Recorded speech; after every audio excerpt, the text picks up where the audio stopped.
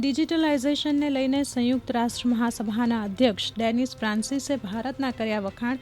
કહ્યું, ભારતમાં ડિજિટલાઇઝેશનના કામને નજીકથી જોયું, જેનાથી હું ખૂબ પ્રભાવિત થયો છું. રશિયાના આરેનબર્ગમાં આપાતકાળની સ્થિતિ જાહેર. ઉરલ નદીમાં જળસ્તર વધવાથી આવેલા પુલના કારણે 6,000 લોકોના સ્થળાંતર કરવાની પડી જરૂર. રશિયાના રાષ્ટ્રપતિએ પૂરગ્રસ્ત વિસ્તારની લીધી મુલાકાત.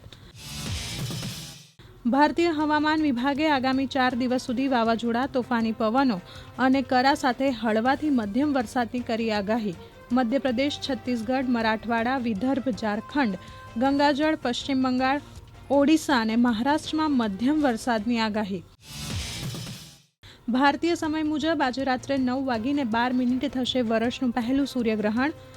ભારતમાં નહીં દેખાયા સૂર્યગ્રહણ. જ્યાં હરિદ્વારમાં સોમવતી અમાવસ્યાના નિમિત્તે ભક્તોએ વહેલી સવારે ગંગા નદીમાં પવિત્ર ડૂબકી લગાવી.